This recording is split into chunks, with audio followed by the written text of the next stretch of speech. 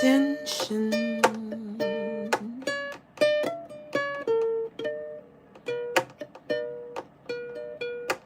performance,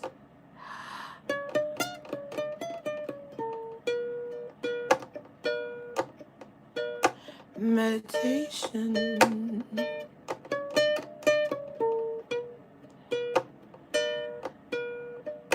deep feeling, deep feeling.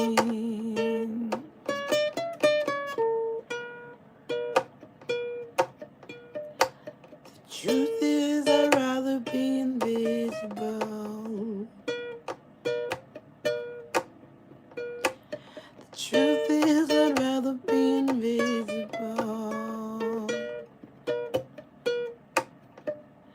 If you see me,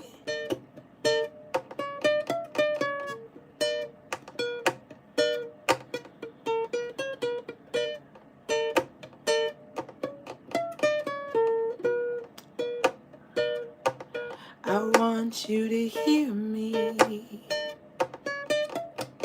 and only see me when I wanna be seen.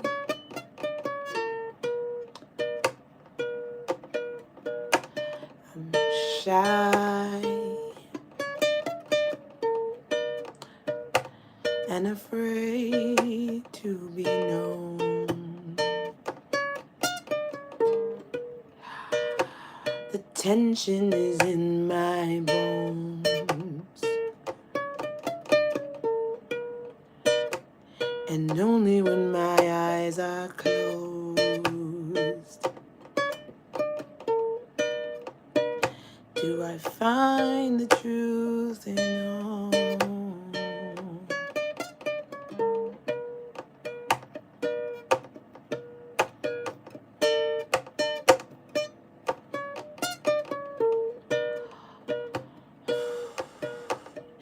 Is it better to be oblivious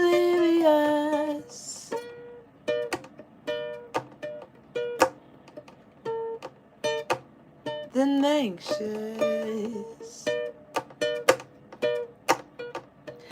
Is it better to be experienced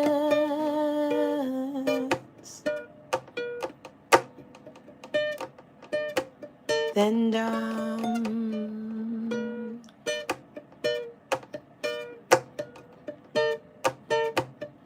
Hey, Turtle.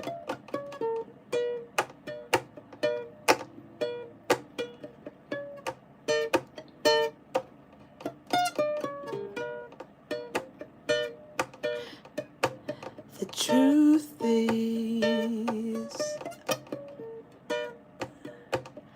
I know I have to be perfect.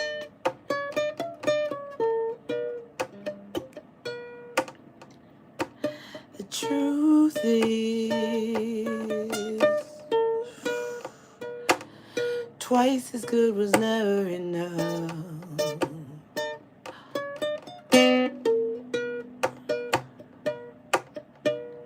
Here I am, here I am. Ooh, thought keep out of town.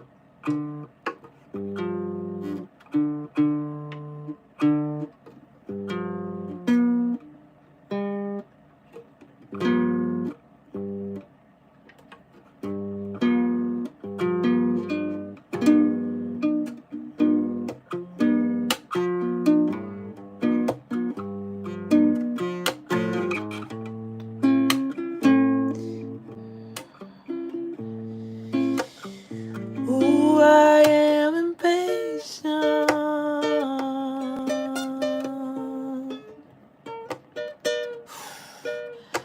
I am impatient.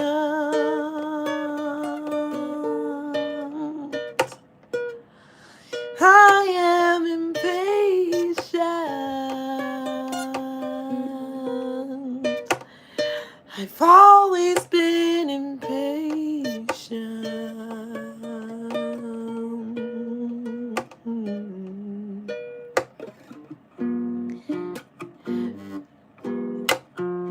Good was never enough.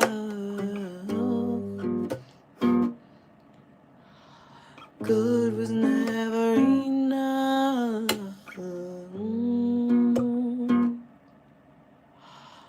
Good was never enough.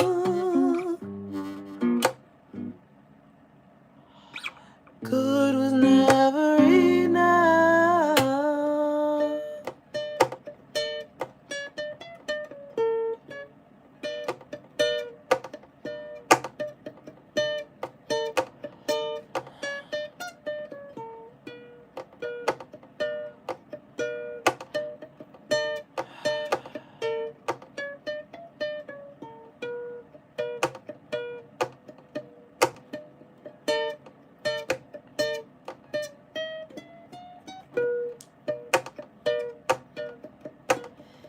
Even now I can feel your eyes on me. Even now I can feel your eyes on me. Even now I can feel your eyes on me, and it takes my breath away. Even now I can feel your eyes on me, and it takes my breath away. Even now I can feel your eyes on me, and it takes my breath away. Even now I can feel your eyes on me.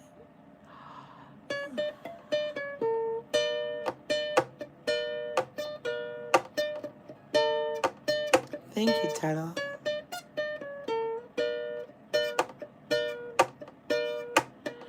Even now I can feel your eyes on me, and it takes my breath away. Even now I can feel your eyes on me, and it takes my breath away. Even now I can feel your eyes on me, and it takes my breath away.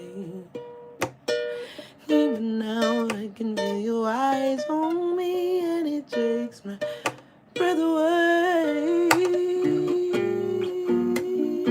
Good was never enough, not enough for you. Good is never enough, it's never enough for you. Good is never enough, it's not enough for me too.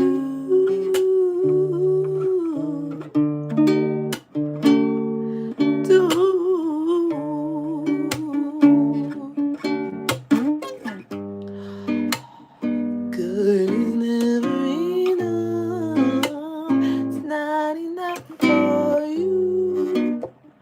Good is never enough, it's not enough for you. Good is never enough, not enough for you. And it's not enough for me too.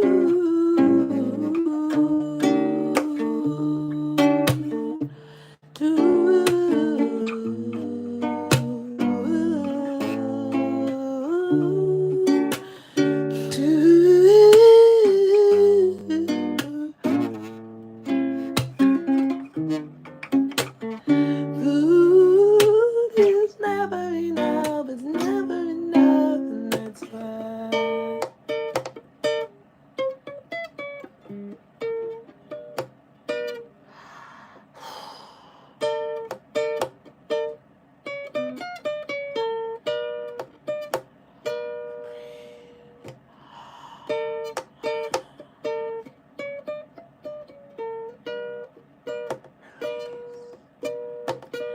Tension.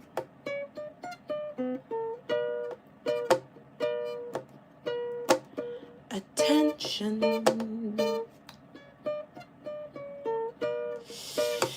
Attenuated intention. attenuated intention.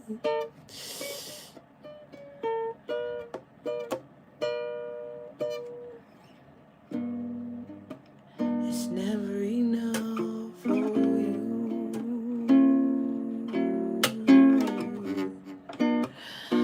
It's never enough for me too.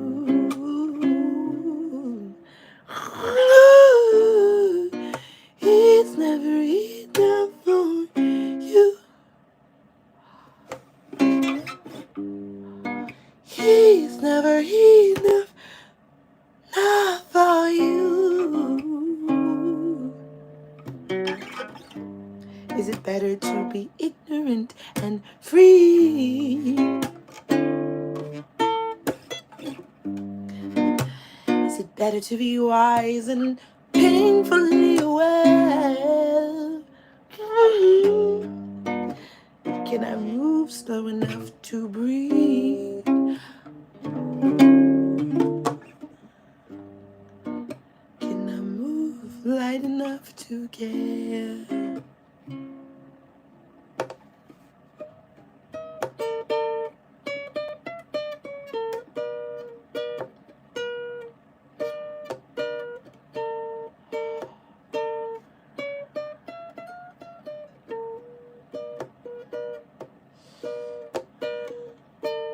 How much tension can I leave behind? How much tension can I leave behind? How much tension is exactly right? How much tension is exactly right?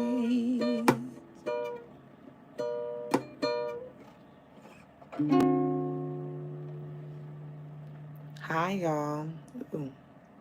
Oh, that's funny.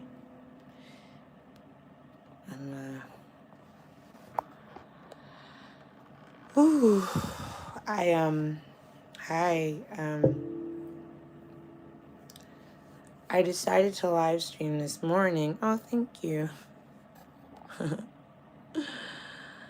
Hold on, I'm getting text message at the same time.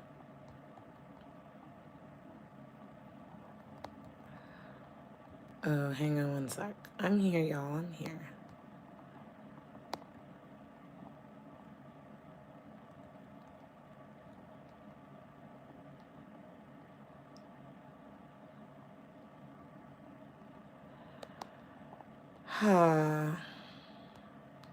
Something. Thanks, Tuttle, for snapping.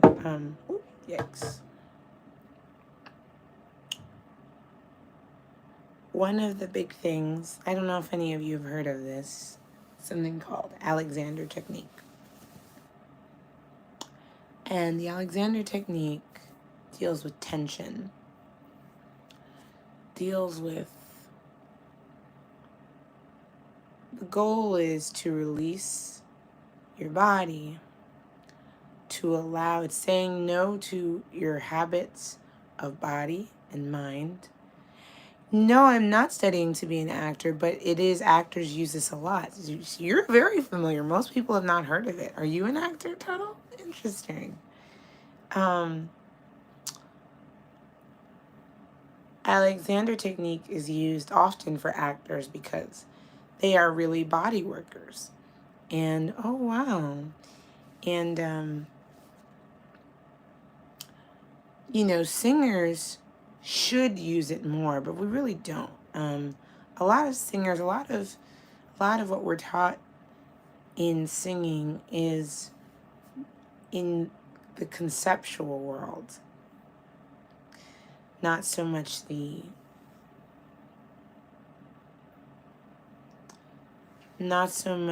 world of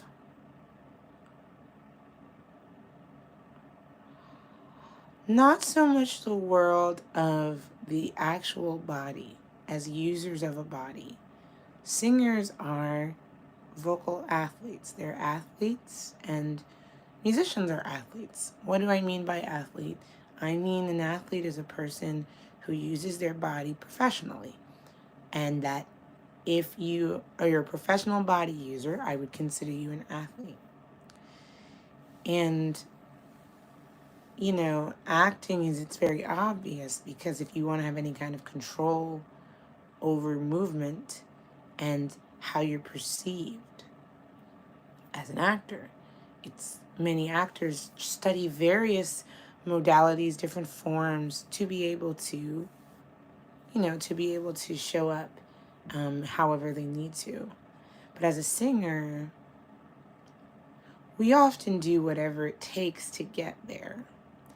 And as a musician, as a player, Tuttle, why do you always retract your messages? Something like, I'm very curious. I read all the things you said, but is it a privacy safety issue, or is it just like you're like, never mind what I said? I'm so curious. You seem really cool. You seem very knowledgeable. Anyway, feel free to not respond to that if you don't want to, but I just find that I've seen you do this a number of times on different streams. Oh, interesting. Interesting. I think you come across as very knowledgeable to me. So I don't know. That's just me observing you through the internet. But a lot of musicians, a lot of singers, a lot of people don't tend to talk about the musicianship, the athleticism of musicianship. And as someone who, my teachers, I was self-taught in guitar. I never had a teacher. And then as someone who had vocal teachers who never really talked a lot about the literal body work, like what is your throat doing? What is your larynx doing? What are the muscles here? And what is going? And I find it very interesting, because for myself, I'm a person, everyone has our habitual ways of talking, the ways that we talk and move that can be good and sometimes can be less good. I think my therapist calls it maladaptive. It's not necessarily bad, but it's a way that we move through life to get through a series of challenges, but it is not the simplest or easiest way. It's just the way that we're used to. And as someone who I am currently in vocal pedagogy classes, meaning I'm studying to be a vocal teacher, and I have a few students, and one of my biggest learnings in the last few months has been how much I am fighting with myself, because I'm in a rush, because I want to... Ghazi, do you not hate Elon Musk? You would be among many few. Is he your best friend? If he's your best friend, I don't hate Elon Musk. I think he's an idiot. Bless. Is that rage bait? Are you baiting people? But I think most people are idiots, so I don't know. He's just a human being like the rest of us. I don't really care. I don't really care about him. He doesn't really care about me, or he cares too much about people like me, but I don't care about him. He's just a dude. I want to campaign for people to care less about other people in the ways that are, care less about what people think, care more about what people need, because that's empathy. That's, you know what I mean? Like, I don't care what you think. I actually really don't care what you think about me. I don't know you, but I care that you are safe and happy and healthy, and that the people around you, that's what I care about. I don't care what you think. I don't know who you are. We don't know each other. If you're someone close to me, I care what they think. But like, whatever, man. Like, he's not thinking about me. I'm not thinking about him. Not on a daily basis. Like, let's just live our lives. Even as I'm talking to you right now, in that moment, I started reaching with my neck towards you.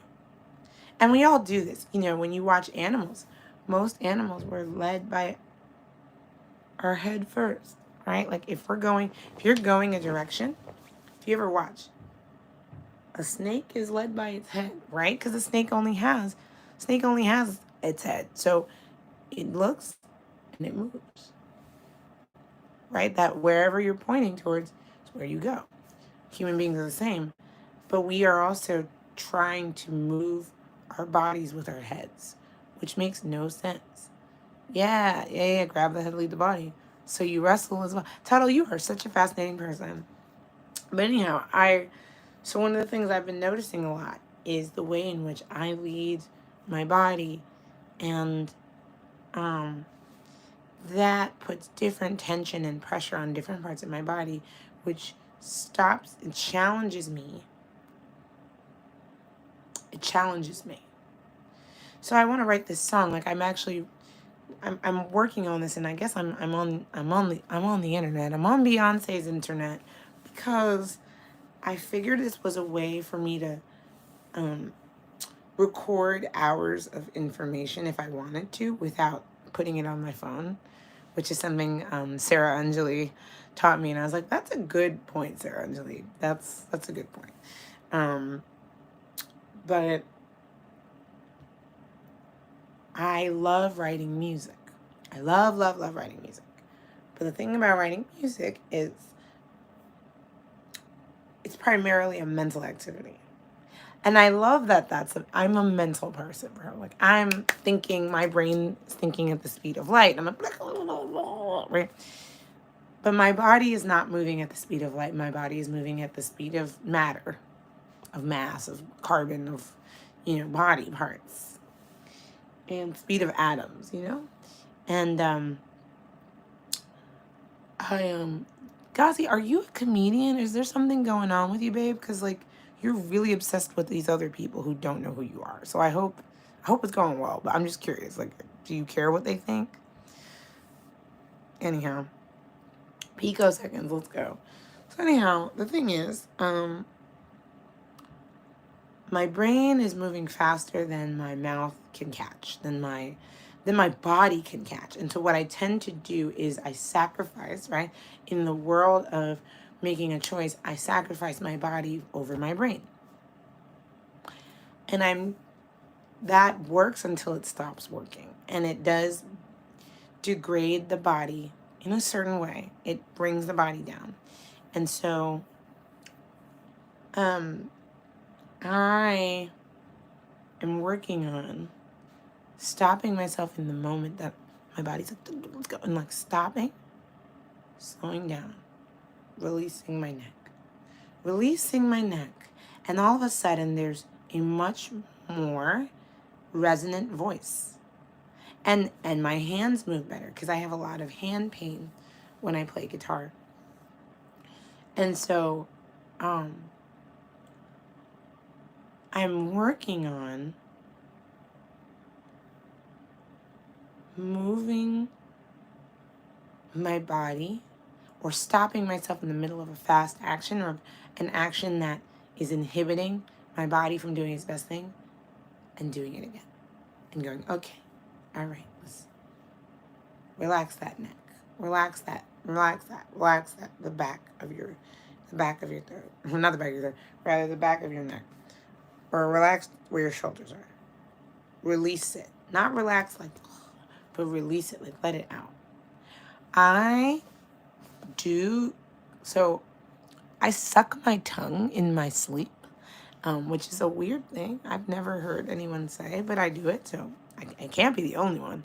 But you know how some people like suck a pacifier? Oh, hello, Sarah. Hi. When you suck on your tongue when you suck your thumb or you suck a pacifier, I find, like it creates that pressure in your mouth. Well, I do it by flipping my tongue.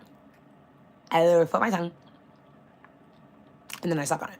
But I don't it's not like, I'm not like thinking about it. I'm not like when a baby's like, I don't do that. But I hold tension in my mouth all night long.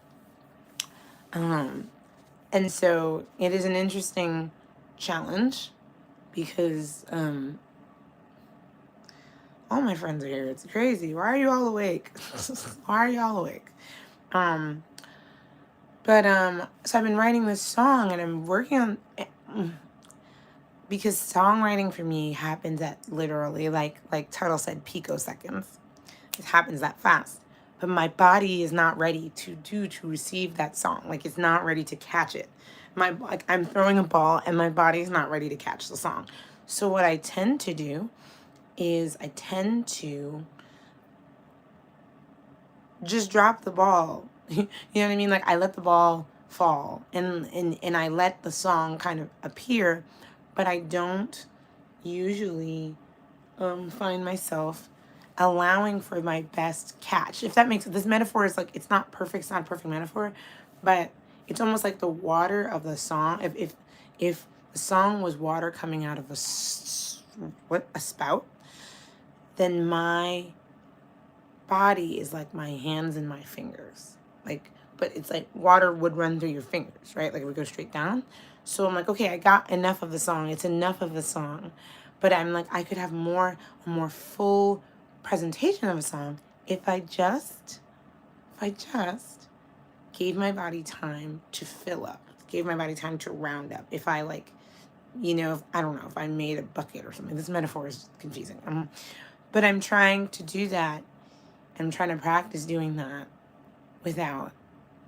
So like, I'm writing the song, and the song is coming out, and I want it to come out so fast because that's how I always write. I haven't written, there's been no music in my head yet, right? It's just the words. Yes, I am training to be a stronger vessel, conduit. I am, yes, exactly. I feel like I'm patching the holes in this conduit. Like there's holes in the pipe, and I'm trying to patch them up.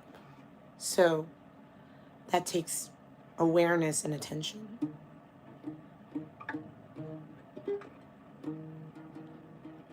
And I'm trying to do that by slowing down the entire process of songwriting.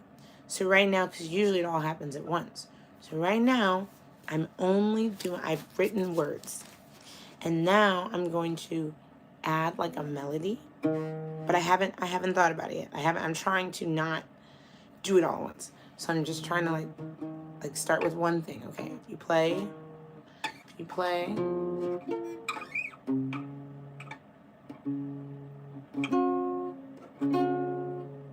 I'm working on it.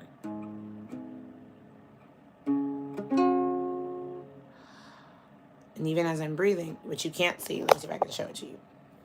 So I was doing this, and I stopped and breathed, and I released. Did you see my shoulder? My what's that called? My elbow. My elbow went down, because that's one of the things that my Alexander teacher is talking about. She's like, let gravity, let your elbow go down.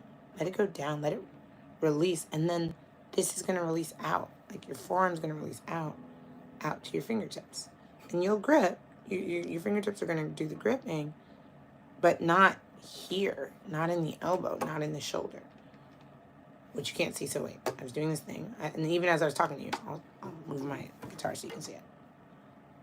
I don't know if you can see it. There was a minute, this was up a little bit. I'm doing exaggerated, but it was up a little bit. And I'm allowing it to release down, allowing this muscle tension this unnecessary maladaptive muscle tension that I put on my body to release. We all do it. We all have our forms of habit. And there's my neck. My neck was actually like, you can't, it's so minute that you would have to be like staring at me for a long time to really notice it. And you would have to know what you're looking for. But I'm working on being a better conduit. Because I can, and I want to see what that's like.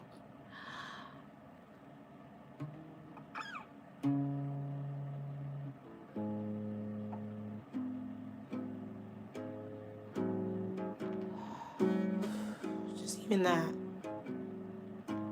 Can I release? Can I have the proper amount of tension? There is tension to make sound, right? Like a little bit, but in the right place.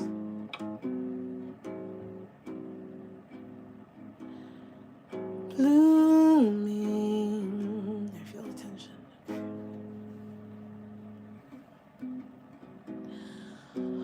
Blooming takes longer than I remember.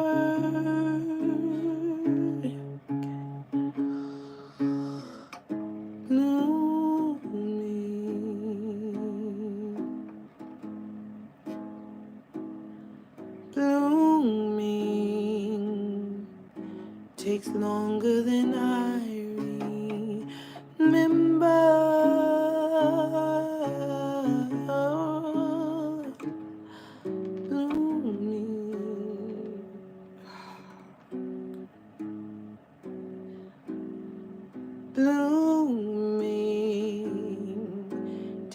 longer than I remember. I remember. See. Blooming.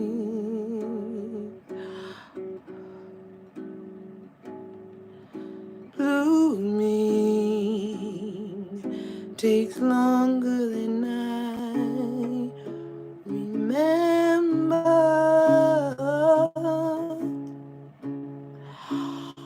Remember.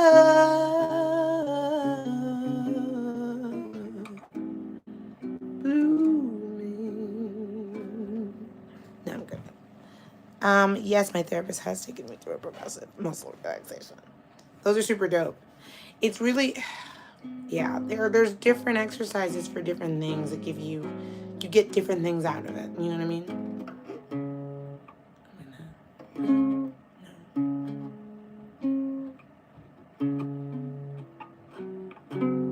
Yeah. I'm even the chords I'm choosing to play, right? I'm gonna choose them based on ease.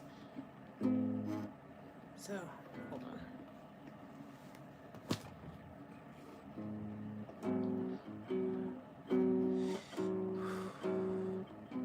And you know, if any of you make music or anything you're doing, just trying that out. Trying out, like my Alexander teacher calls it, playing a game with yourself. Like, it's an incredible experience if you even touch your neck and feel it. A lot of us actually push our neck like this. Hey Ken, how are you?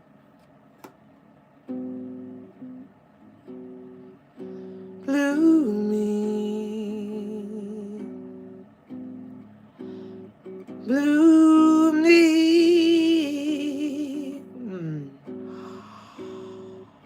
blooming,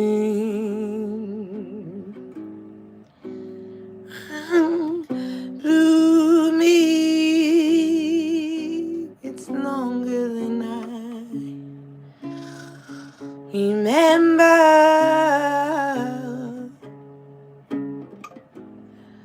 Blooming.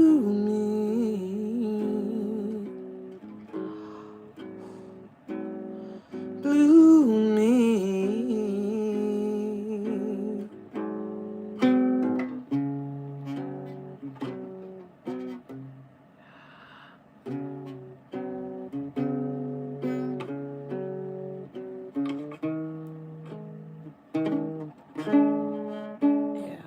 Hold on, that's out of tune.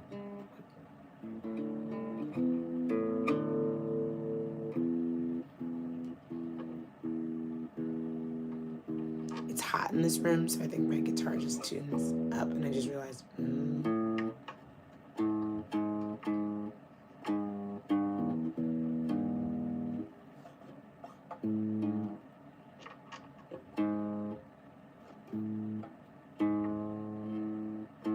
Super weird. So, I always had perfect pitch, and now my perfect pitch. The perfect pitch is just the ability to remember a note without it's pitch memory. So it's like you hear a note and you know that it's that note because you have a memory of it. Yeah, actually, kind of since COVID, at least that I can like officially.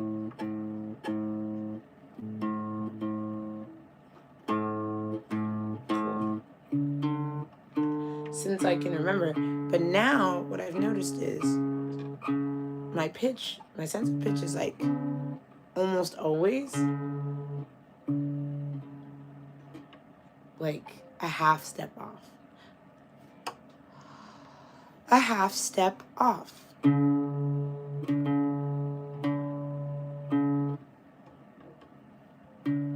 Usually flat by a half step.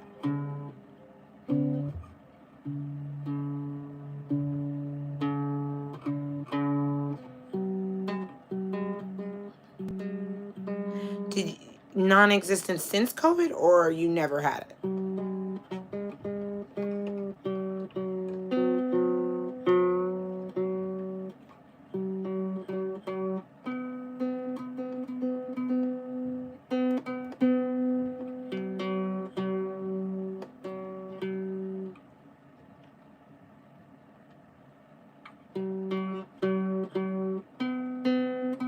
That's funny.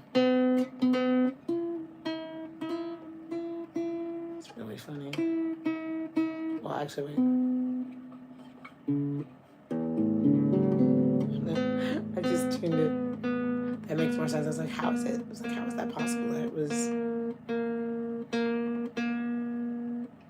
It's like, how is it possible that that string was like perfectly tuned? I'm like, oh, you're tuning that in fourths. Ken's funny.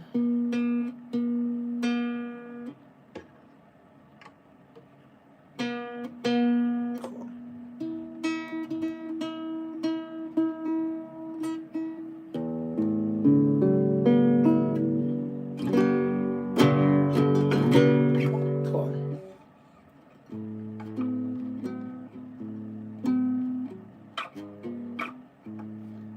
Okay, so let me.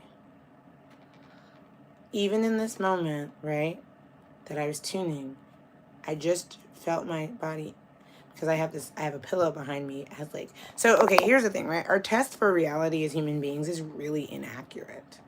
I believe that everyone has a, oh, it is so hot in this room. Okay, it's time to turn it off. I have a heater on and it was really good until it was really bad. Hold on a second. Okay, hold on. Oh, I'm dying. Okay. Oh, God. Okay. Amazing. Amazing. Okay, we're back. Okay. Phew. So, what I was going to say. What's interesting about humanity, our experiences, our brains are so powerful. Our bodies, even our our mind body connection is so powerful that what we feel is real to us. And I don't think that I actually don't think that's untrue. I actually do think that I think that what we experience is real. And I also think that our subjective realities are not always in line with material reality. I don't think that means it's not real, because if you're experiencing it, like people die from a belief, you know what I mean? So you go, oh, it wasn't real. It's like, yeah, well, you're real. You're like it happened. If it happens, it means that there was some reality to it for you.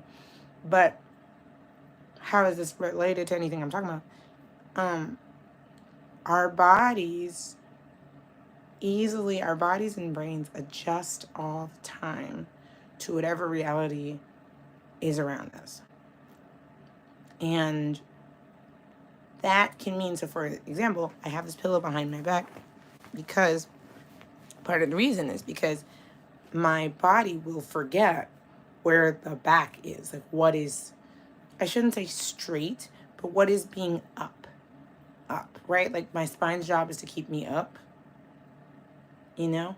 And my body's job is like, okay, so there are, I'm sorry, this is like anatomy, right? We're doing it. I'm just going to make it quick. But basically, your back's job is to bring you up, and your front's job is to bring you forward. But like, there's right? Because if you're too far up, you're like back this way, right? But if you're too far forward, you're crunched in this way. Most of us are too crunched in, and I'm certainly one of those people. And without the back experience of, oh, that's what being up is, your body will start to treat forward as up. And that starts with our neck. Like I said, our eyes and our bodies following whatever's going on. So I am constantly, yes, a man experiences all pain, both real and imagined. That is so true. Oh, and Ken, cool, you're coming in NYC? Nice. When's your birthday? Uh-oh, you don't want me to give you an astrology reading. Uh-oh. Uh-oh. Hold on a sec.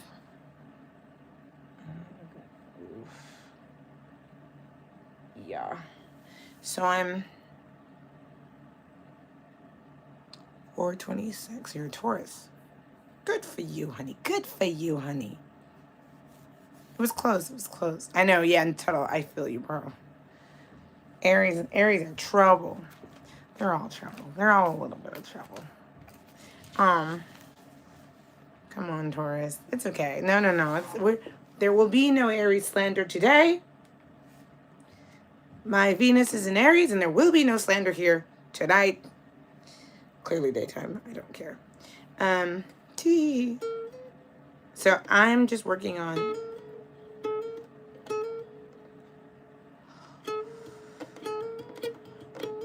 breathing and releasing so I can create, I want to create songs that better complement the growing vessel that I'm becoming. So, shall we?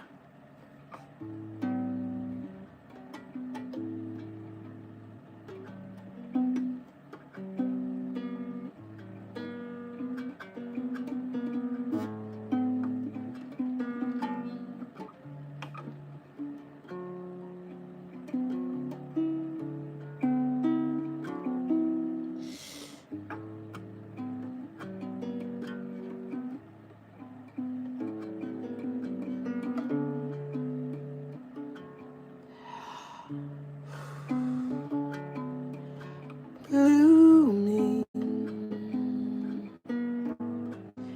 it's more than I remember.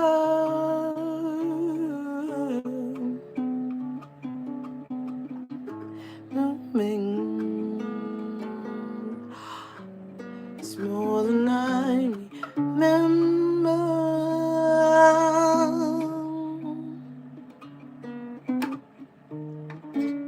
Unfurling, oh wait,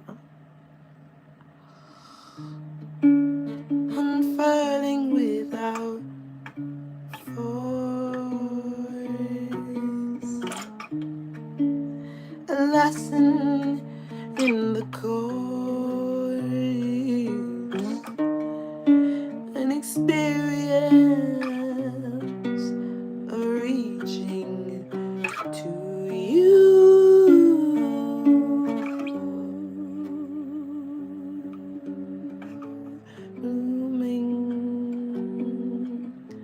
Aw, Ken, have a great day. Nolite bastardes carbondorum, truly.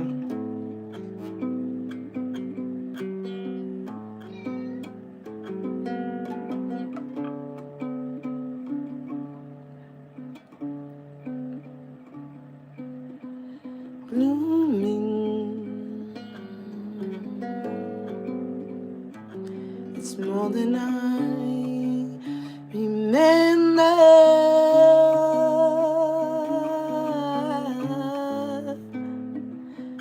Blooming, oh hi Simon. It's more than I remember.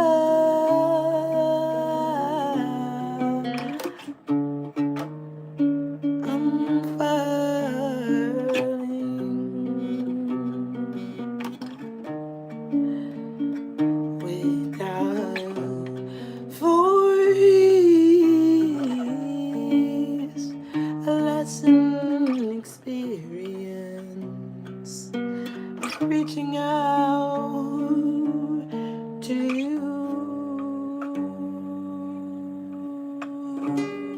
What do you want? To you.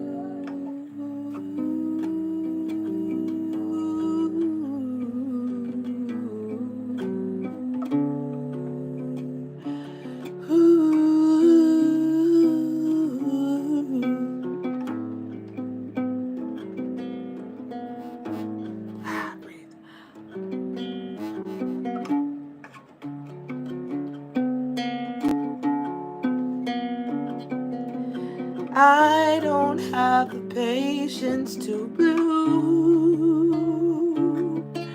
I would rather go up in a smoke mushroom.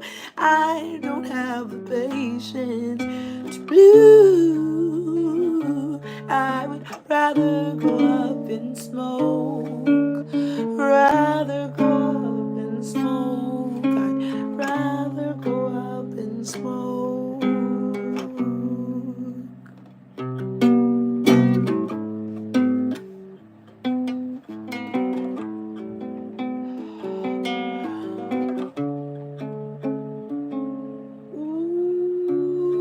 Ooh.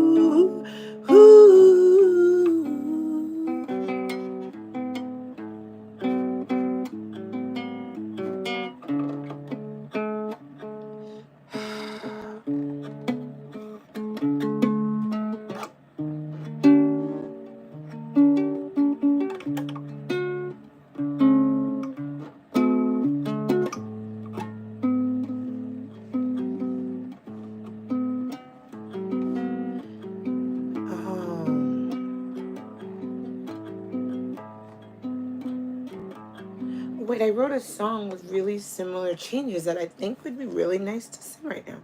Hi everybody, this is cool. It's cool, and it's like having a party and everyone came to your house. And my favorite little boy is out there. That's my part-time son right there. That's my part-time son. That's my part-time baby. Oh, there it is. Hold on. I hope that I wrote this song in my... Yes. Okay. Yes, Alvin is my son. No.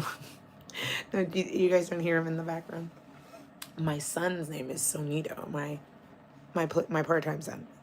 This is my roommate's child, but my part-time son, who is, whenever I go out there, is gonna be like, "You want to hang out? Do you want to play trains?" But I'm not gonna play trains right now because I'm at work. That's what we're doing every time I'm in my room. I'm either asleep or I'm at work. So all these bitches is my sons. To quote a very good Sagittarius.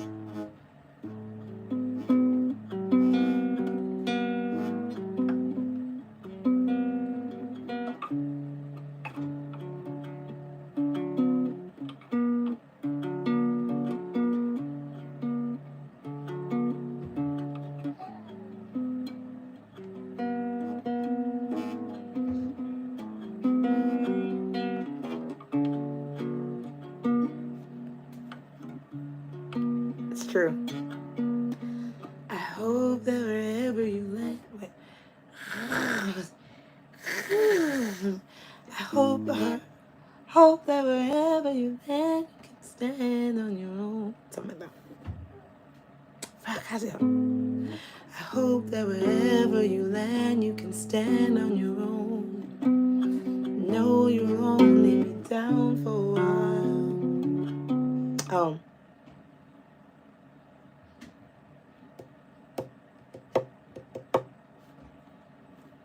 Oh, that's right. Because I'm like, there's other lyrics here. Okay. It's funny you say that, Tuttle. I used to actually post children all the time on social media and be like, "That's one of mine." And it used to be like the thing with my friends on Facebook. They'd be like, "That's one of yours."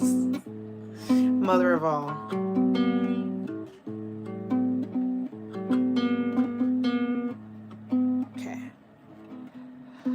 I hope that wherever you land, you can stand on your own. Know that somebody out there loves you, wants you to grow. I hope that wherever you land, you can stand and smile. And smile, knowing that you were down for a while. Just like when you were a child, but you're not anymore, you're something else.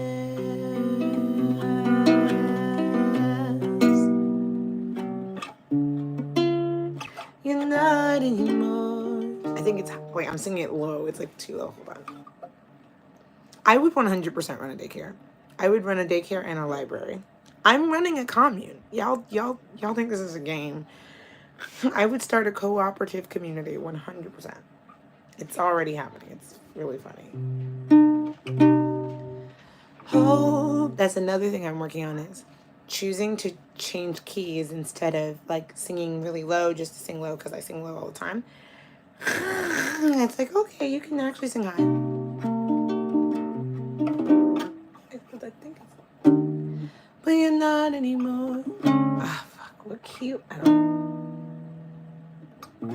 Oh, it was almost definitely in B. Or B flat. Yeah, that's totally my key. Oh. It's so weird. In this key I can hear it, in this key I can't. What? Okay, hold on. I'll do it in this key and then I'll switch it.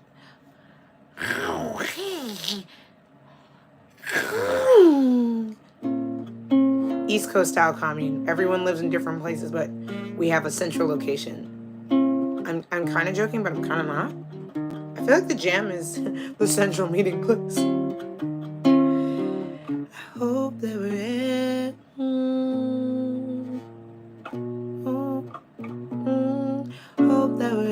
Got it. Guys, we did it. I hope that wherever you land, you can stand on your own. Yes. Welcome to my download duck stream. I make my vocal students do that because it actually really brings in, how can I say it? It almost like sews up your voice. If your voice is kind of goes all over the place, it brings it into sort of like a central.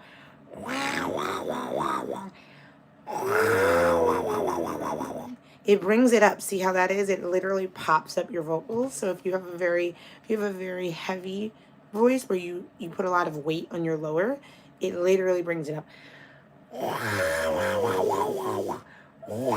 Yeah, that's good. That feels good. It was heavy. Whoo. You're gonna get them tips. You're gonna get them tips tonight. Yes.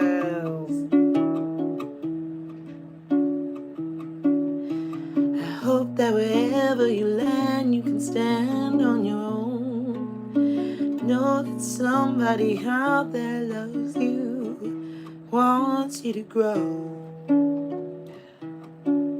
I hope that wherever you land, you can stand and you smile. Ooh, come on. Less ducks, more horses. So actually, less horses, more ducks is what we're going for.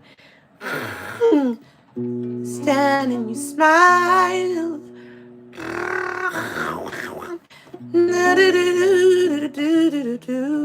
Ooh.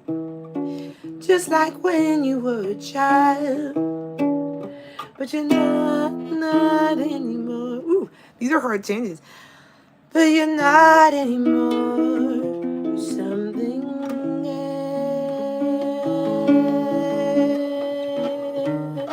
I'm trying to roll.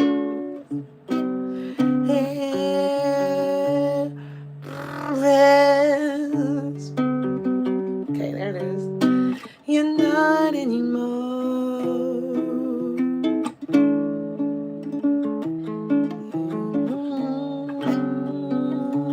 Okay, there it is. Whew.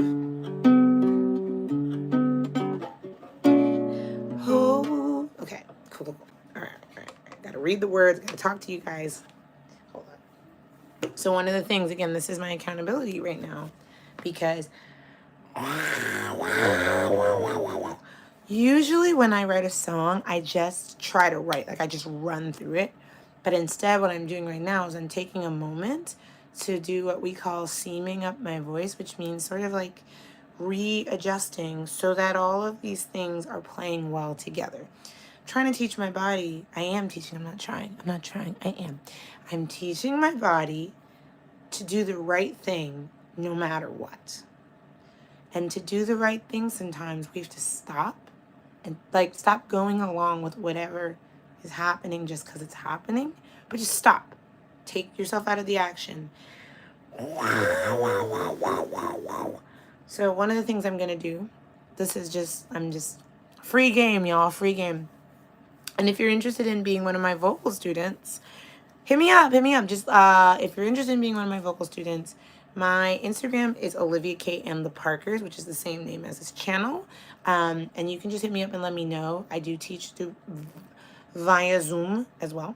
But the point being, one of the things I struggle with, because my voice has had decades of bad habits. Or not, let's not say bad habits that don't work for where I'm going. So I have a very heavy sounding voice, which is really because I have really strong muscles in a particular way. The muscles that are lighter or don't get as much work. So I work at making sure to remind my body to come up here. So here's a couple of ways you can do that, okay? Whenever I start a voice lesson, the first thing we do is breath energizing. That's important if you're a singer, if you're a speaker, somewhat to timbre, yes, you'll hear it in the tone. But it also has to do, the tone and timbre are partially indicators of what's going on internally. When you hear a voice that has a heavy deep, you are hearing what's known as the TA. There's two muscles There's a lot of muscles, right? There's a lot of muscles in your neck and all that stuff. I am literally taking a test on this in the next couple of weeks. But a part of the musculature is what we call the TA. If you've ever seen, you may have never seen a vocal fold. I'll keep this succinct. The voice looks like when you see someone go to the doctor to get their voice checked out, what you'll see is like, okay, you'll see the hole, right? Which is where this is your throat, right? The trachea. But then you'll see this kind of thing going on. You'll see two sides kind of meet each other over and over again. So you're like singing out and they're like, yee, yee. And then it'll go, oh, yee, oh. Okay. It's like a rubber band. Hold on, I was using this example with my student yesterday. Imagine it's like two sides. So what you're going to see is these two sides meet. And when they meet, it vibrates, right? So like imagine, I don't know if you guys can hear this. I'll try. It's really low. But the higher I stretch it, the higher I stretch this, the higher the pitch is. Right? So this is the voice. This is your vocal folds. They get stretched, and when they get stretched, they get higher. People with lower, who tend to sing in lower ranges a lot, people who have heavier voices, it tends to not stretch a lot. So it tends to be like this. And if you're tired, so the other thing too is your voice, your actual, and I'm not a vocalogist, I'm not a laryngologist, I'm not a doctor, but these are things I know to teach, right? Your voice, you can look more into it, go Google it. The larynx, go Google the vocal folds. But when they move, so this is me strumming the thing, right? But they are, what's happening when you hear it in actuality is they're kind of strumming each other. They're like touching each other. So every time it makes a closure, it makes a sound. When you're tired, as I am today, or rather when you have a lot of work, when you do this a lot, for me, it's harder to stretch. The muscle, there's a muscle that pulls this, like this. One of the primary muscles is called your CT muscle. You can look it up. Cricothyroid, CT. I'm losing people because it's a lot. But CT, it pulls it. So your body needs the stretch. That's the short version. Your vocal folds, like any muscle, they need the stretch. They need to go, ooh. You don't want to do that because what you don't want is, you don't want it to pop, right? You want to have it stretched so that it has, so when you're hoarse, a lot of times your body, there's a lot of things that it could be, right? Overuse, you're not sleeping enough, all these other things. But no matter what you're doing, you got to stretch it. So you start by increasing the breath flow going through, right? So like, because it's more like this. It's more like the air, it's more like they're like next to each other and then the air blows through. And then, yeah, so what you're looking, cricothyroid ring, there's a cricothyroid joint and there's a cricothyroid muscle. So what I'm talking about specifically is the muscle that pulls this. This muscle is called the TA, which is called the thyroarytenoid muscle. It's not the only thing going on. There's a bunch of layers, but the thing that's moving it is the thyroarytenoid, which is TA, and the CT is kind of like pulling it in a way. It kind of like rocks it and then it pulls. So point being, when you're singing, the first thing you want to do is remind your body that you're doing an athletic activity. When we are, I'm not me studying for my vocal exam by talking to y'all. Let's go. Imagine that when you're talking, you only use like this much lung capacity, and that has a name. It's called REL, R-E-L. That's an acronym. I'm not going to go into it, but you only use this much. When you sing, you're using way more. But if you're always talking, you talk more than you sing, right? So when you're talking, you're not using, you don't breathe in that much. I talk on like this much breath all the time. And I need to breathe more and let more air through. So when you're singing, you need to kind of remind your muscles, hey, muscles, we're singing, so we need to actually let more breath in, right? Past the normal breath, but like a little bit more, not a little, but there's a whole graph about it, but you're going to let in more. So in order to do that, one of the easiest ways to do that is a breath energizer. So here are a few breath energizers you can use. and this is what I'm going to do. As I'm doing this, I'm going to do this for me. Haha. One of them is a lip trill. Lip trills are like this. Right? Lip trills like that. That's more air going through your mouth than normally goes through your mouth to talk. So in that, your breath is like, okay, we're going, we're energizing. Right? However, when you do this, you also, a lot of times, if you're not practiced at this, you may find yourself pushing air and it kind of over pushing air. So you want to get, yeah, we're gonna get to horses. Not you saying that, because it makes me think of Prince. I'm like, horses run and run free, little red Corvette. Anyway, let's focus. So one of the things, so this whole thing we got going on inside of us is a closed system of air. And pressure and air, oh God, wow, not me telling y'all Boyle's Law. Y'all can Google that. But Boyle's Law basically says that in a controlled environment, in a closed system, under the same amount of temperature, meaning there's no temperature change within the system, pressure, air pressure, and volume of a fluid. It actually works for fluids in general, not just air, but air is a fluid. Pressure and volume are inversely related, meaning if you have a lot of pressure, you have a low amount of volume. If you have a lot of volume, you have a low amount of pressure. When you have a lot, so my lungs, when my lungs have, yeah, rest in peace to a real one. When my lungs are full of air, that means they're big in volume. There's low pressure. Right? But the pressure, so the pressure, then if there's pressure outside, the volume, my brain's going to go faster than my mouth for a second. So there's a lot of volume inside. That means the pressure is outside, right? The pressure is not inside your lungs. However, our system works by essentially putting pressure on the lungs, makes the volume go down. Meaning, if there's more pressure outside, then the air is going to follow. Like, imagine if you had the pressure's in here, but there's less pressure out here than there. All right. So my brain, I can't do this right now because I'm my brain's too tired to do that. But what I'm going to say is essentially what happens is the breath energizer brings out the energy. You can do it with a lip trill. But why I said this, the closed system, this whole thing, is because if you have pressure, if you work hard, if you're a horse, you're putting a lot of pressure on your muscles right here a lot of the time because you're now trying to work harder. If you pinch your nose, you will put pressure here. That's the sound, right? You're hearing the sound of the pressure. That pressure, literally, yes, it's that type of energy. You're going to have to Google it. I'm going to have to remember and remind myself so I can explain it more clearly. But if you're doing this, right, it puts the pressure here. That air, this is a closed system. This whole thing is air. So when I do this, it takes pressure off of that. What does that mean? When I do that, it means that my vocal folds, I don't know if you could hear the difference.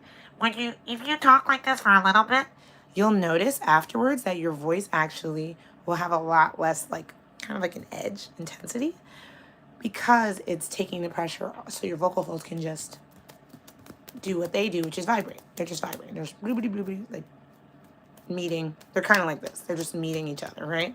So if you have pressure, they're kind of imagine if I tightened but if I lower the pressure, now they're, so this has been a crazy time. This is a crazy life. Anyway, fun. So when you pinch your nose, it relieves some pressure. So if you're like, I need to relieve pressure, just talk like this for a little bit. Some people call that the Elmo voice. Elmo talks, and you don't have to do it as low as I'm doing it. I'm doing it that low because my voice is naturally a little over low. But some people are gonna talk like this. They're gonna talk up this high, right? You can do the same thing. Pinch that, and you want to hear that wah wah sound that sounds silly. Wah wah wah wah wah wah. You don't want it to sound because what you can do, I see this with students. Hello, how are you? You pinched your nose, but you didn't actually put the pressure in your nose. Hello, how are you? Hello, how are you? Hello, how are you? That's a little more pressure. Hello, how are you? Hello. Where you sound like you have a cold. I want you to put it all the way over here. Hi, how are you? Now, okay, So now, you do that. You practice that before you do it. Then you lip drill at the same time. But you do this. Okay, so I'm going to go. Wow. And you're going to breathe more. You need to breathe more. You need more breath to do this because you're putting way more, you're allowing way more breath to pass through. So you got to breathe, you got to inhale more.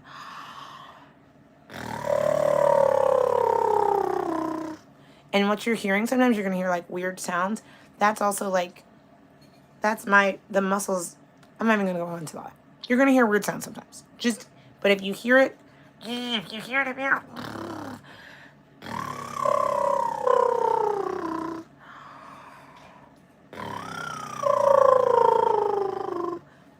and then if it starts sounding weird, bring it down again. But that gave me even a little stretch.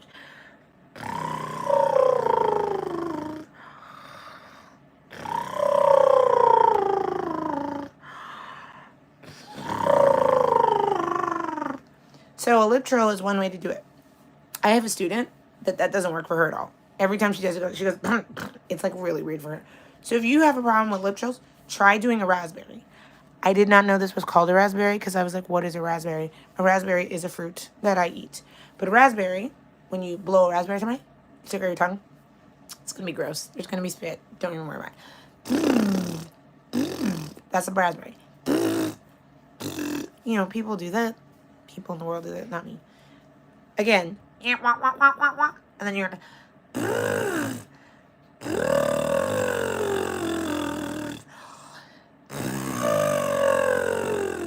and the higher you go, the faster you want to blow.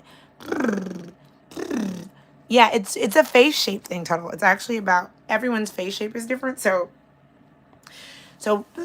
right, so you can, and if you, for people like me, I find raspberries a little harder, but if you do this, it also helps. It creates kind of like a frame.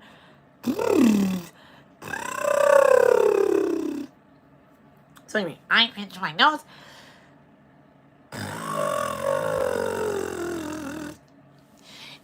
I don't know. There's like a combination because the girl I had, my student yesterday, her lips are similar size of mine and she couldn't do it. I think, but her face shape is different. So it's a little bit of everything. It's a little bit of everything. Yeah, yeah. LOL, right? So, but you want to take that up. And you want to check, something you want to check, especially for me, I'm checking to see if I'm holding tension. Oh, I was doing, okay, I don't know if you can see this. I'm going to try to show you from the side. Maybe you can see it.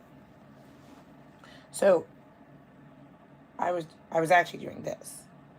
And this, you might find that you're right here where your neck and your head kind of meet your skull. You might find that your neck kind of pushes forward a little bit. Oh, yeah, for sure, Georgie. No problem.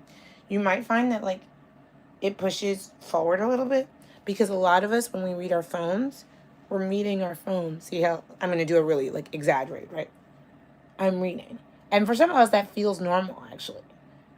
But that's actually, I don't know if you can see this, but I can feel it. There's a bunching. My muscles are actually like, they're working too hard. But I'm releasing up,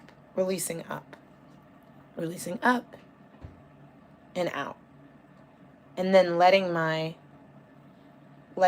shoulders release out this way. And letting my back release down.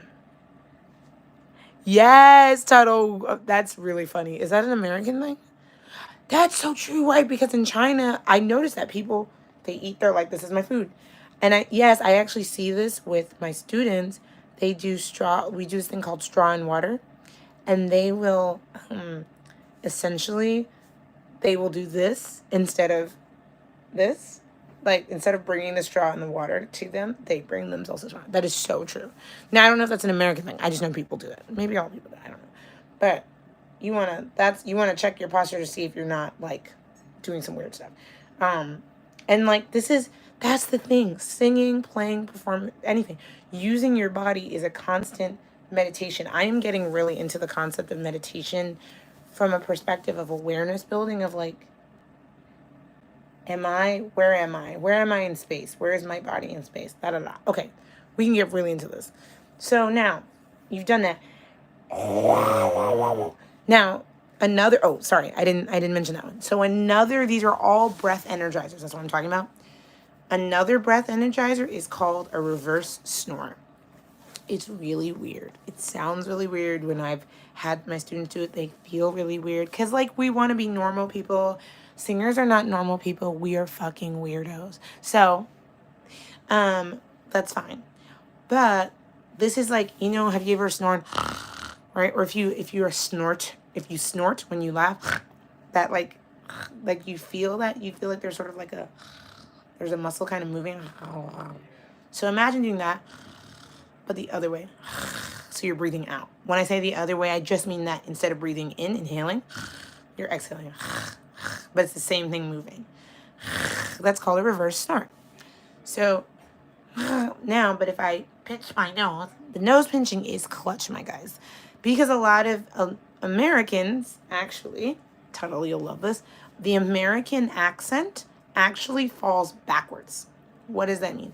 Like, so, Yeah, like talking, we don't talk up here. if you listen, we're talking in the back. We're talking back here. We're talking back here. Really, really, yeah, it's a really back, and you, it's something I had to practice. I'm still learning, continuously learning, how to recognize the difference between a back sound and the more forward sound. So even if I do this, did you hear the difference? Okay, so if I'm talking to you, I'm talking to blah, blah, blah, and then I'm talking like this. Here we go. Nasal pharyngeal. Okay, so are you Googling right now? You better Google. Nasal pharyngeal, right? That's this space. That's actually, I just was looking at that in my notes yesterday. That is a part of the throat, right? The throat, the entire throat is called the pharynx. Shout outs to Greek. This part, the up top part, where the nose is, that's called the nasopharynx. So nasal pharyngeal. This part is called the oropharyngeal. Why? Because the oral, that's your mouth, oral. And then the other, the lower, what we down here, is the laryngopharyngeal. Laryngopharyngeal. Wait, Tuttle, don't play me, Tuttle. What the fuck, Tuttle? You're an ENT. Bro, that's so crazy. That's so crazy, dude. That's so crazy. Anyway, okay, I got really hyped. We're going to talk. Yeah, I never saw that. Dude, that's so cool, though. I saw it, and then you can retract it. I got you, bro. That's so cool. So, yeah, I'm studying this because I'm basically studying what's known as research-based vocal pedagogy, which is also informed by something called vocology, which is all that. Vocology is the study of the voice, but in a more research-based, like looking at what actually happens in the body. So anyway, back to what I was saying. Reverse snore.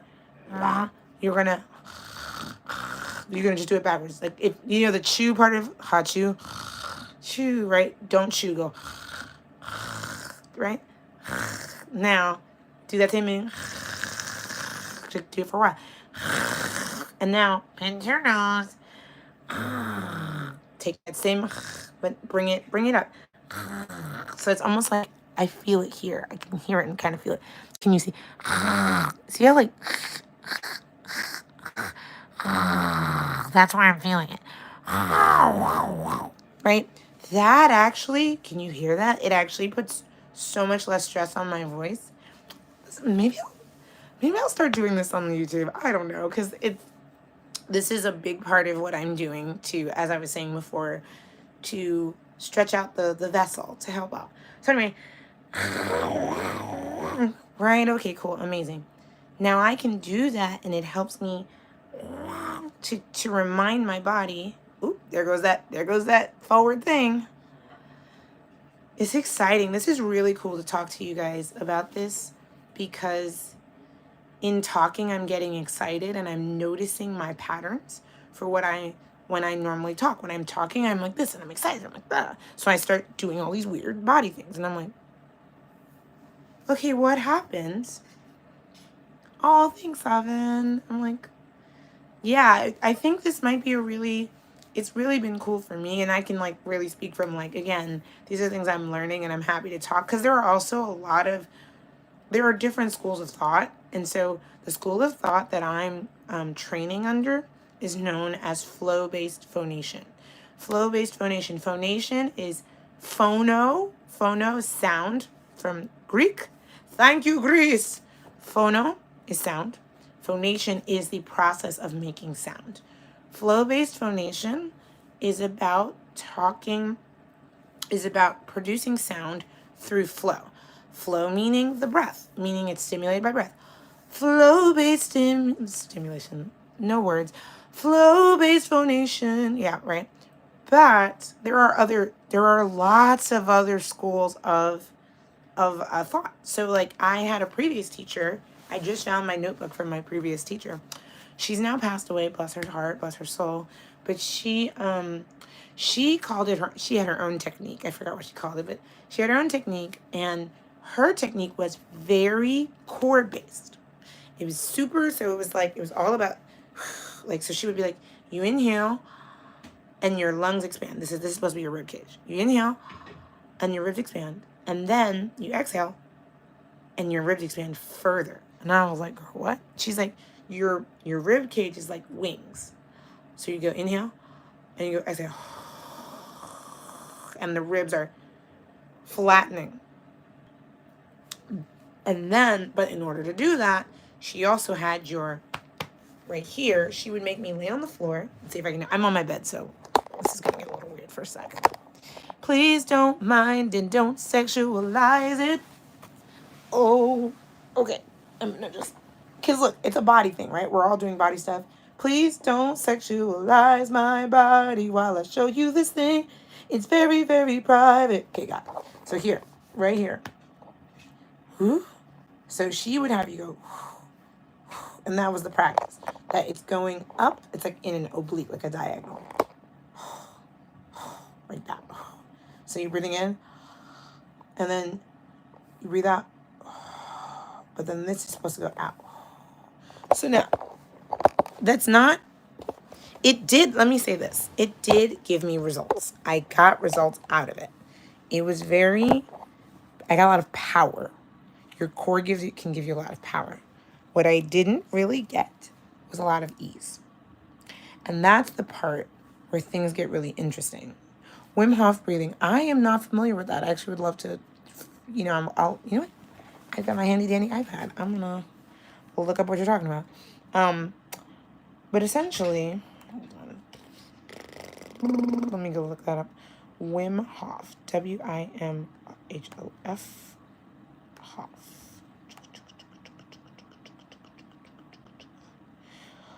Oh, interesting. Dutch motivational speaker. Oh, is it that guy who sat in ice all the time? Oh, okay, got it.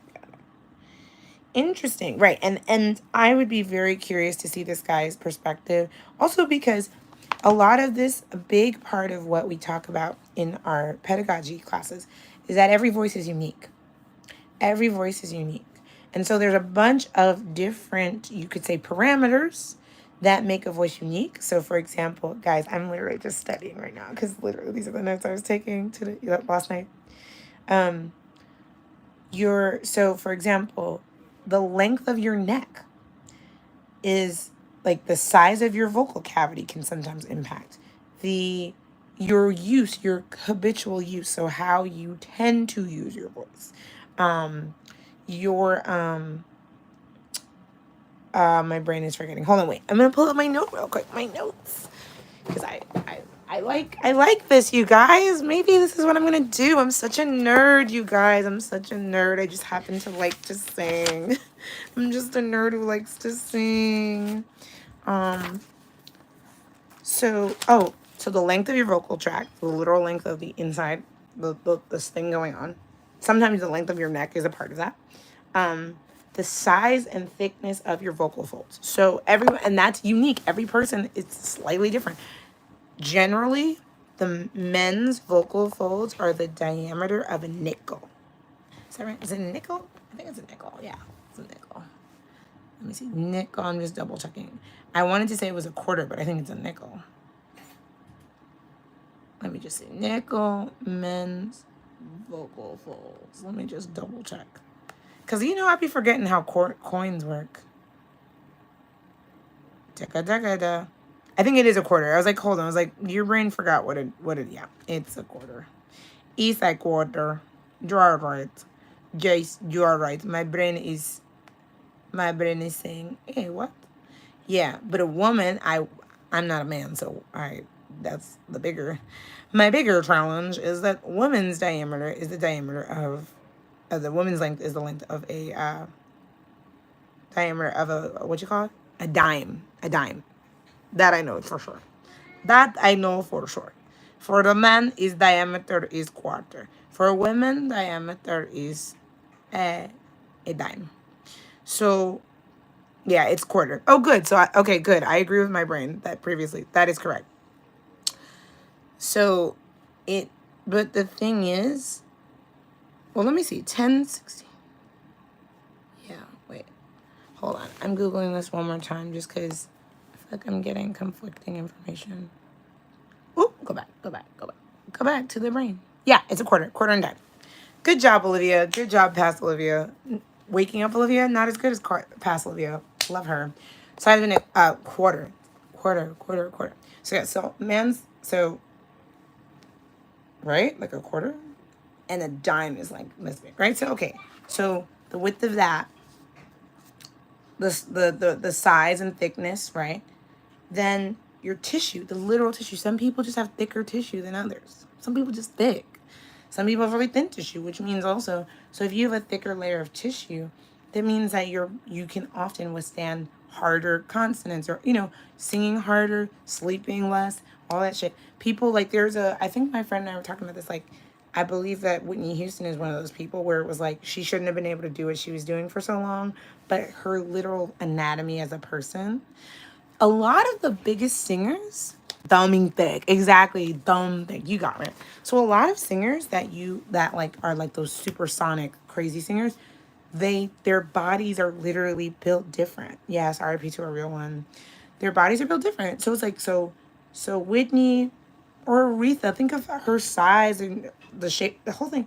Whitney, Aretha, Shaka Khan. Shaka Khan has some weird thing. Apparently, her doctor looked at her, said there's something weird about her esophagus. Something weird. Like she has something weird, some weird thing that's like off, but makes it possible for her to do things differently than other people.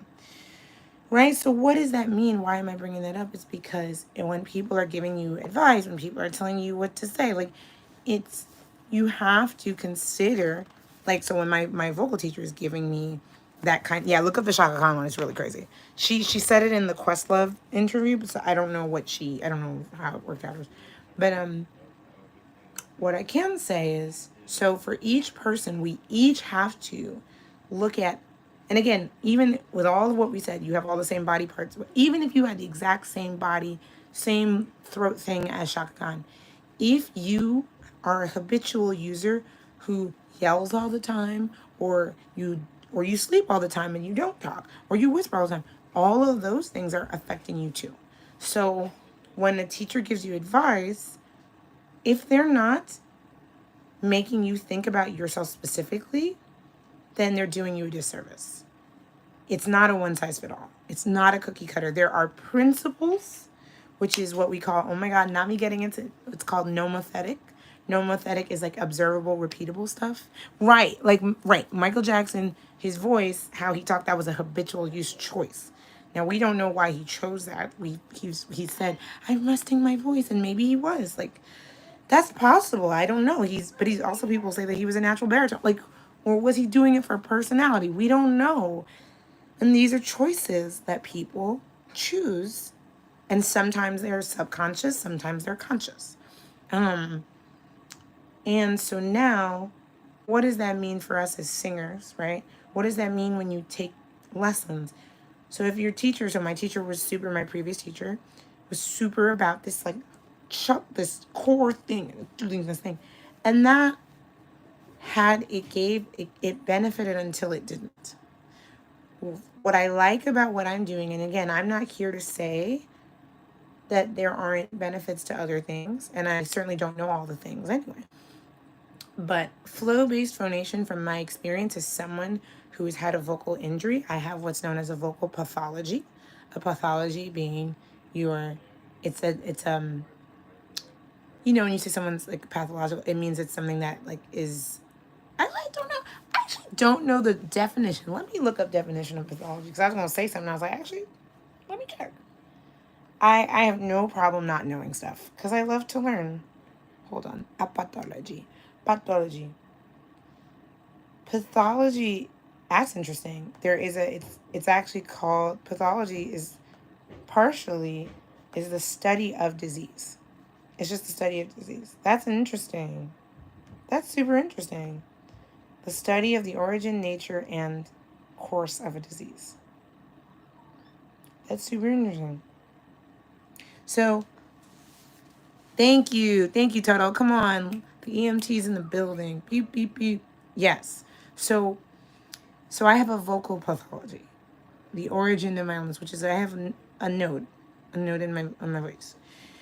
I don't know when I got it, but I discovered it in college after a very intense theatrical experience that did not end well for me, where it was a student production and my friends clearly did not know what to do. Like my peers did not know how to protect other people's voices, and I didn't know how to protect my own at the time. So whatever, we learn, we live and we learn. I'm grateful for it now. Right. Yes, liar as a disease. Yes, exactly. Because they can't stop it. It's like a disease.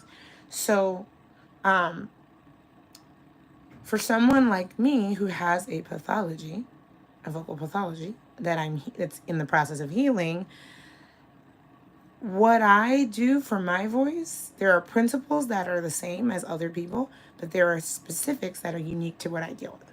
So I'm not here to tell you guys that you should do exactly what I'm doing. I'm here to tell you that if you don't start with a breath energizer, it's going to be hard. I start with a different, like Tuttle said, Tuttle uses a raspberry. You should try it on for yourself. What works for you? And if you want to sing, you can also, but this is also important if you talk a lot. Professional voice users, something that people don't talk a lot about.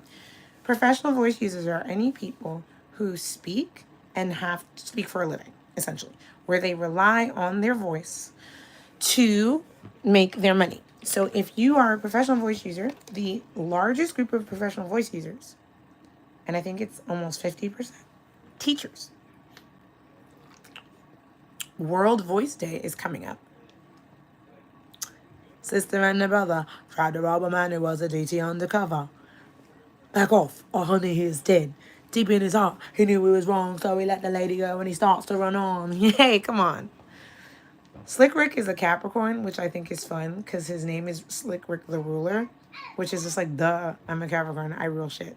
LOL, sorry, we can get into astrology, but not now. Anyway, this is going to happen. I'm going to talk about astrology and the voice and like, and sing. Far. Anyway, what I was going to say is that, so when it comes to singing and it comes to like figuring these types of things out, I had to develop certain things, right? Like, you should try, if you're a vocal user, professional, we call them PVUs. I want to love you. PVU, professional voice user. You need some loving. TLC, tending loving care on your voice. Right. So in a couple of weeks, actually, April 16th is World Voice Day. And I'm actually going to be going to a session at one of the doctor's offices that they run events for World Voice Day, which is about educating people and helping people learn more. I'm probably going to post about it on Instagram so that people can like lock in. But as a professional voice user, so who are professional voice users? Vocalists, obviously singers, voice teachers, preachers, salespeople, telemarketers. So all those people who are like, Ting Jong Wang, when they like pick up the phone, it's like, hello, those people, they're professional voice users. So if you are a professional voice user, you are using your voice at a higher degree of tension and energy, just more energy than most people. Yeah, officers. Yeah, police officers talk all the time. People who work with people who are talking all the time. Business people, right? So if you're doing that, most of these people have no idea how the voice works and how to take care of themselves. Most teachers, my student yesterday, she's a preschool teacher. She said everyone she knows has lost their voice at least once, and it goes and the data shows that it's like 70%, some crazy number, of teachers, voice teachers, or not voice teachers, people who teach at schools, will lose their voice like once a year. And that's super important to think about. Why is that? Because they don't know what to do. Like, and my mom was a teacher. She was a science teacher, and they never warmed up their voices, and they're yelling at kids all day. So I'm giving you this. I'm gonna make a video about this, and I'll probably go viral by accident just for this. But all these things, trying these things on, so that as a teacher, I keep saying voice teacher because that's the voice teacher, voice teacher. I'm a voice teacher, so I'm like, okay. But as a teacher, you're going to deal with a lot of strain from the students, having to get their attention, your own stress in your own life, like I said, holding your body, da da da. But also, you might be sick. If you're sick, if you injure yourself, if you like take a tumble and then you're like walking around and like you're holding your body weird. What are these things that you can do? Right? Lip drills. Wah, wah, wah, wah. Weird Donald Duck sounds. Weird Elmo sounds. Things like this, right? These are all things that you can do. I think that, for me at least, it's really, for me as someone with a vocal pathology, it is vital. I can't skip that step. I have skipped that step most of my life, these steps of doing these warm-ups and doing stuff, and I've paid the price. And I'm like, okay, I've learned the hard way. Let's take better care of ourselves. So another thing I'm gonna do right now, because I can feel a little bit of like ruggedness, low intensity in my energy. It's also been very dry in my room because I had the heat on all day. This is a small thing you can do. It's called a vocal fry. People know vocal fry from like, yeah, like I go to the store a lot. Yeah, like, right, because people talk about how East Coast, that's like that voice, like millennials speak. It's actually really good for your voice if you don't try to talk loud on it, but you just, because what it does is it essentially has your vocal folds meet and kind of like gently. This is not how vocal folds work, right? Vocal folds are more like this, but when you go like so like talking, singing at a high pitch, singing at a low pitch.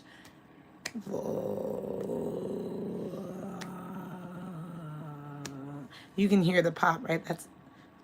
Let me do it again.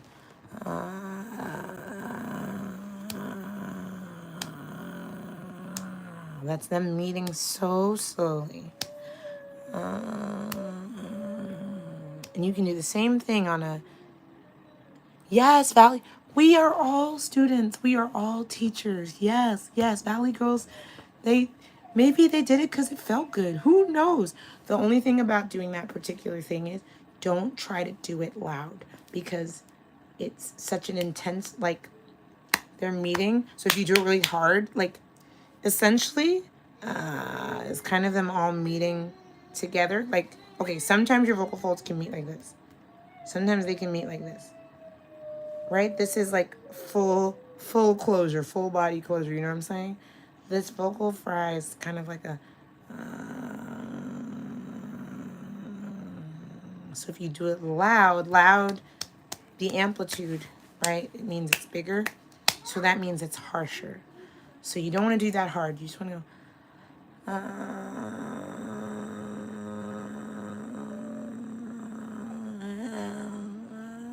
And it's popping. It's poppin'. It's poppin'. She ain't frontin'. Sorry, you know. Lip gloss forever, y'all. I stand by Lil Mama. She's from over here. She went to the middle school my mom taught at. Lil Mama forever. Anyway.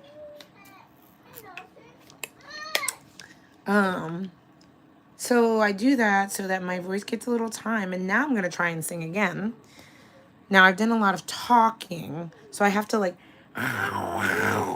reset my body because talking goes back to a lot of my bad habits. Yep, there it is. Whoop. I was like, all right. Talking.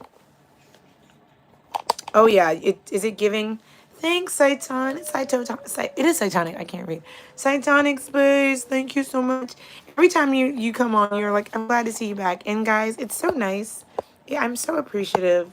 Sarah Anjali is always talking about how the people are so nice, and I'm always like, babe, I just don't have this mental space and time.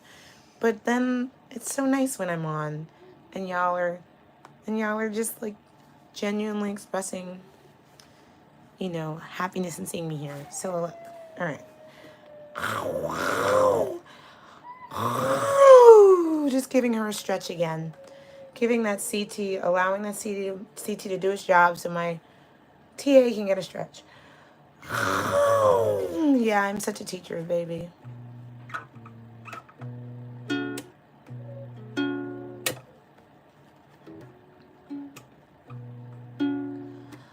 I hope that wherever you land, you can stand on your own.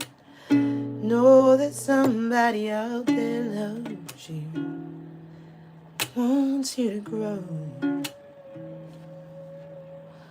I hope that wherever you land, you can stand and just smile. No, you're only down for a while, just like when you were a child. But you're not you're not, gotta get the key right. But you're not anymore, you're something else.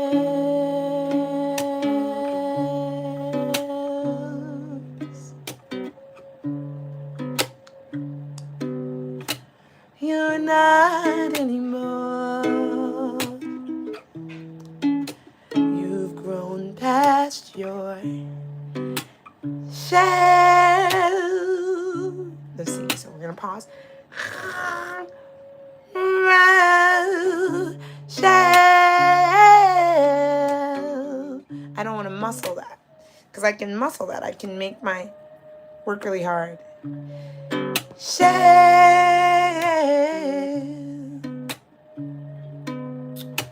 I hope that would. I changed the key of the song, so I'm just making sure. So what I'm gonna do is, instead of trying to push forward, I'm just gonna play that and then take my time to come in. Thank you, Cytonic. Genuine goodness in you.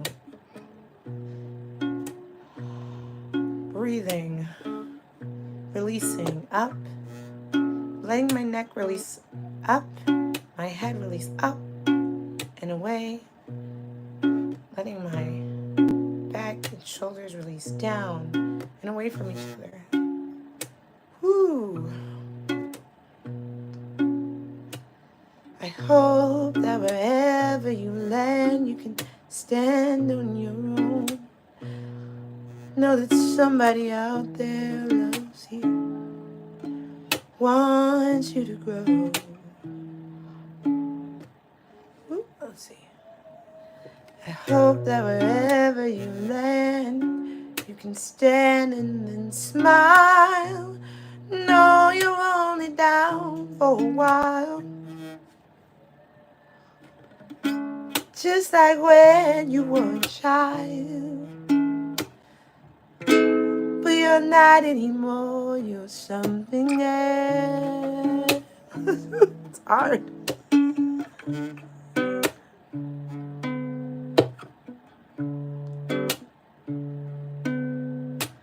Oh, you're not anymore.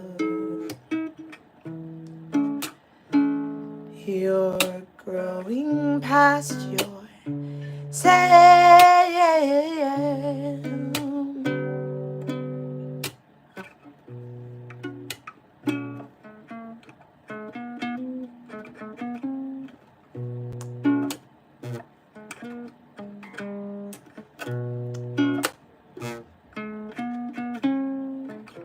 What did I do? Yeah. Trying to remember and improvise at the same time. And then release my neck and my shoulders.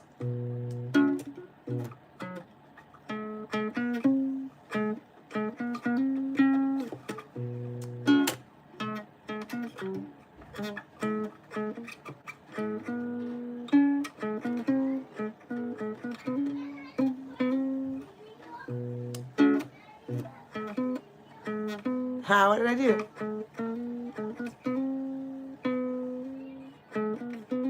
Uh-huh.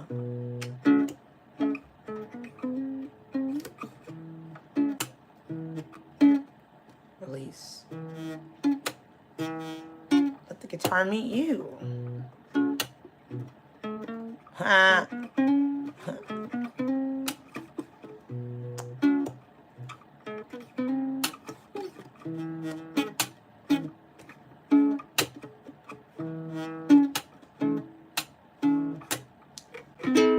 You're not anymore. Hold on. Feel my neck. You're not anymore. Do you hear the difference? Do you hear the difference? Hold on. I'll do it again. You're not anymore. Versus. You're not anymore. There's so much more resonance. Woo. You're something else. Whew. It's crazy. You're not anymore. You're not. You've gone past your shame. Shame.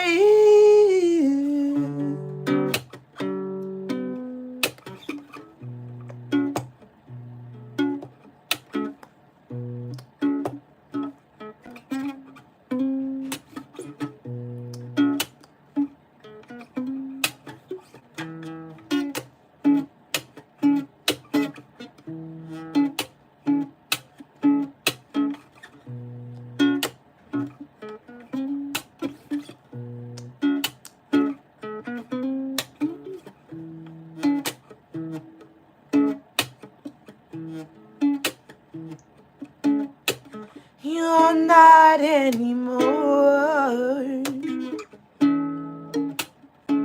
You're something else. Yes. You're not anymore. You're past your day. Another really crazy thing to think about is the vowels you use make such a big difference. Dang it.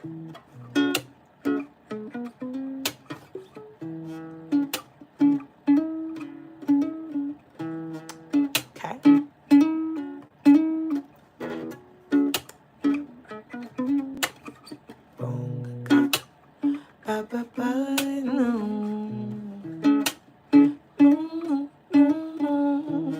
Okay, wait.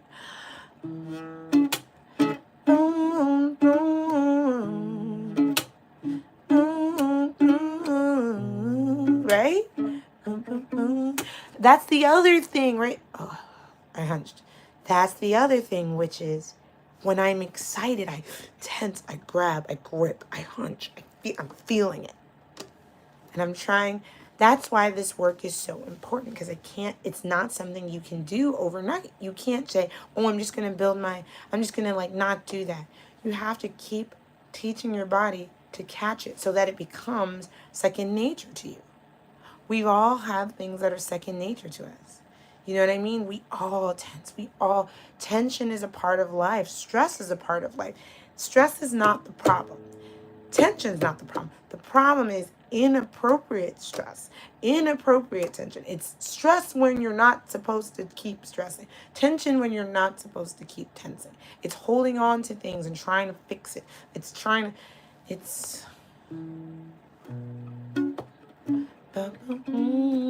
getting it wrong and having an opinion. See, I have an opinion because I want to do something. I want to go bum, bum, bum. That's what I want to do. Boom, boom, boom. And part of what's happening, boom, I'm tensing right here because I want to get it right. Boom, boom, boom.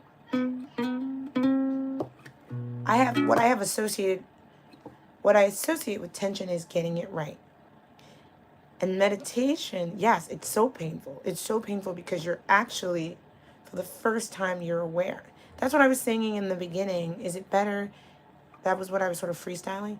Is it better to be ignorant and have a kind of ease? Is it better to be wise and be fighting because you're aware? Oh man, you meditate 2 to 3 hours. That's a long time. Your body, and we're trying to strengthen our relationship between the goal of teaching from the perspective of my vocal teacher and from myself. I agree with her. The goal is to connect your body so that you move at the speed of your artistic creation, to move at the speed of your heart. I'm trying to move, yes, and be aware. Yes, if I'm choosing to do it, if I'm choosing to be, I'm gonna be tense and I'm gonna create the tone. But I want to choose it. I want to get to choose it. I don't want to feel that I'm surviving it, that I'm unaware of it. See the sound that you're hearing. This was me all my life talking like this. But what if I talked like this? What if I breathed? What if I took time to say exactly the same thing? What if I gave myself, I read what she said, Total. That's super cool. What if I gave myself permission to bloom, to fully be realized? What if I want to? And to not do that when I don't want to, but then I'm choosing it. I'm not just doing it and trying not to do it. Or, you know what I'm saying? It's such a gift. Y'all, I think I'm gonna go actually. I feel like we've hit on some magic. I'll come back. I'm gonna come back more around this time and do stuff like this and share a little bit of what I really enjoyed this. I really enjoyed all of you. Cytonic, Tuttle, Ken, Zavin, Sarah, anyone else. I think Georgie. Thanks for coming on. Thanks for sharing this space with me. You see, I've come undone. It's good. I've come undone. I'll leave you with one last very, I'm just going to improvise.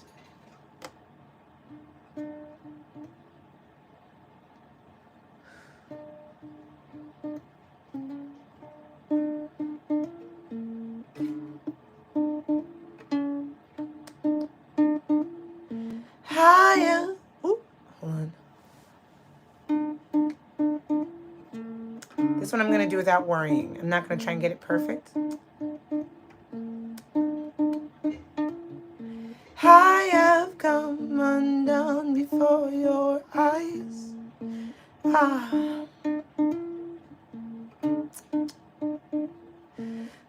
have come. It's hard to do it at the same time. I'm going to be okay with it. I'm going to be okay with it being imperfect.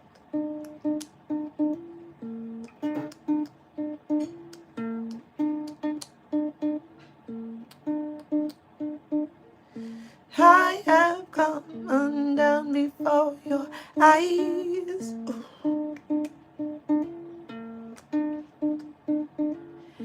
Doing too much at the very same time.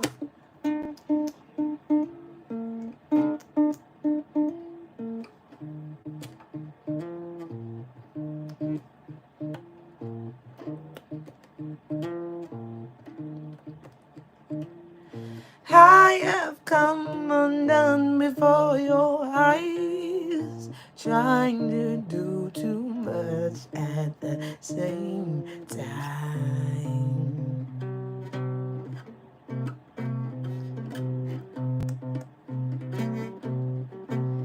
It's all a lie. life. I am doing all I can, trying to do it all at the same time.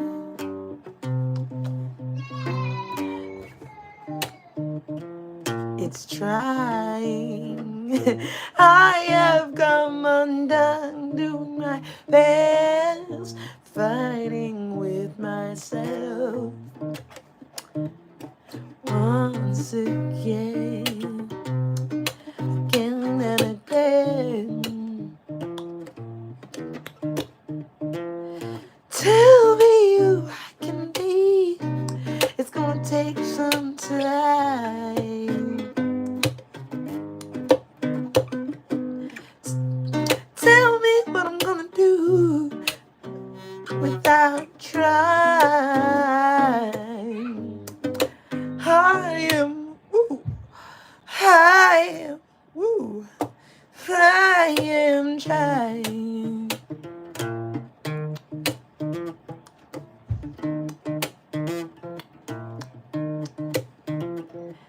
Spinning plates that always seem to get away from me.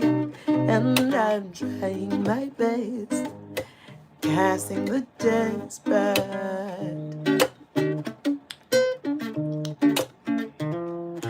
I have so many voices deep inside my soul,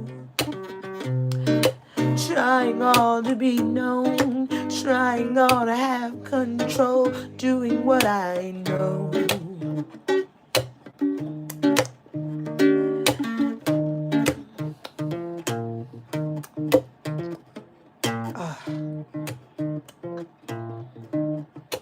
Oh, I'm trying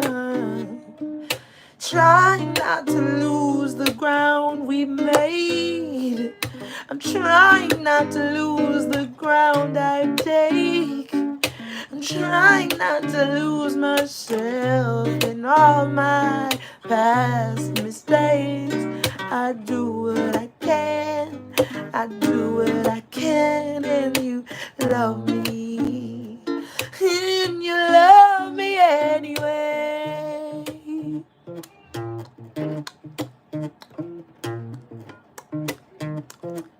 You love me anyway.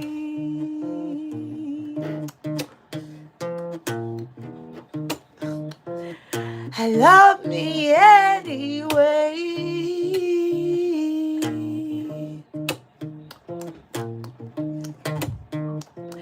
I'll love me anyway.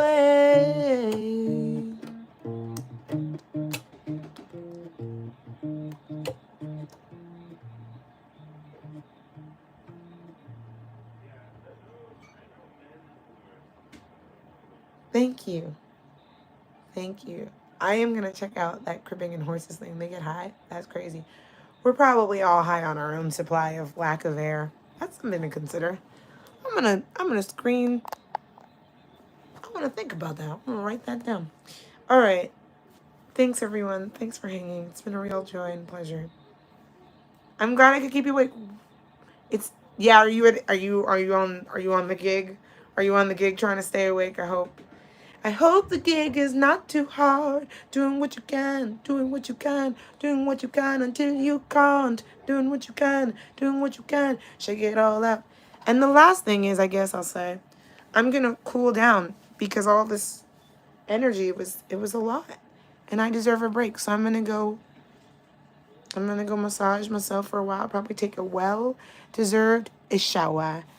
Mwah. Take care, my friends. Take good care.